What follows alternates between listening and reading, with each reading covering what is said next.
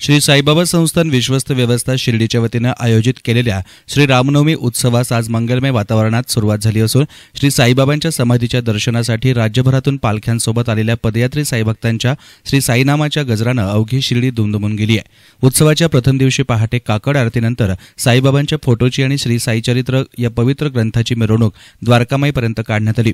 या मिरवणुकीत विश्वस्त ॲडव्होकेट मोहन जयकर, सौ स्मिता जयकर आणि सौ सरस्वती वागचौरे हे सहभागी झाले होते।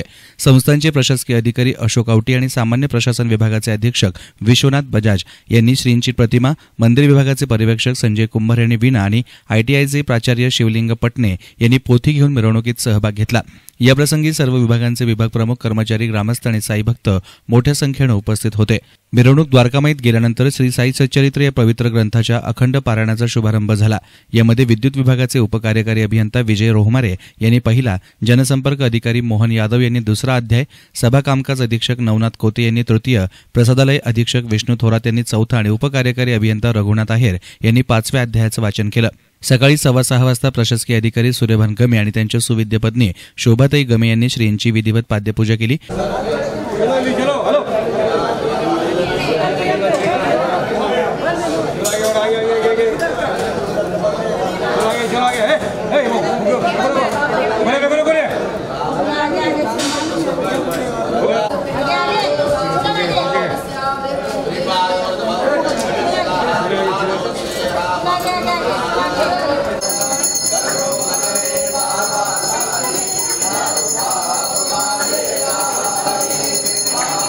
दुपारी 12:30 वाजता श्रींची माध्यान्ह आरती झाली।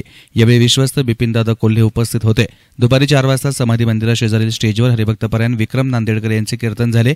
सायंकाळी 6:30 वाजता श्रींची धुपारती होऊन सायंकाळी 7:30 ते रात्री 10:15 पर्यंत निनाद आजगावकर मुंबई यांचा गीतरामायण हा कार्यक्रम झाला। उत्सवाचा प्रथम दिवस असल्यानं द्वारकामाई मंदिर पारायणासाठी रात्रभर उघडे ठेवण्यात आलं। संस्थान प्रशासनानं संभाव्य गर्दीचं नियोजन केलं असल्यामुळे सर्व साईभक्तांना सुखकर आणि सुलभतेनं बाबांच्या दर्शनाचा लाभ मिळाला। उन्हाची तीव्रता लक्षात घेऊन संस्थान प्रशासनानं दर्शन रांगेसह ठिकठिकाणी पिण्याच्या पाण्याची चोख व्यवस्था ठेवली आहे।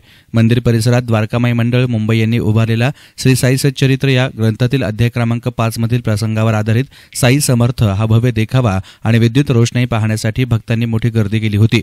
दरम्यान सदरचा उत्सव यशस्वीरित्या पार पाडण्यासाठी संस्थानचे प्रभारी मुख्य कार्यकारी अधिकारी रवींद्र ठाकरे यांच्या मार्गदर्शनाखाली सर्व अधिकारी कर्मचारी प्रयत्नशील आहेत।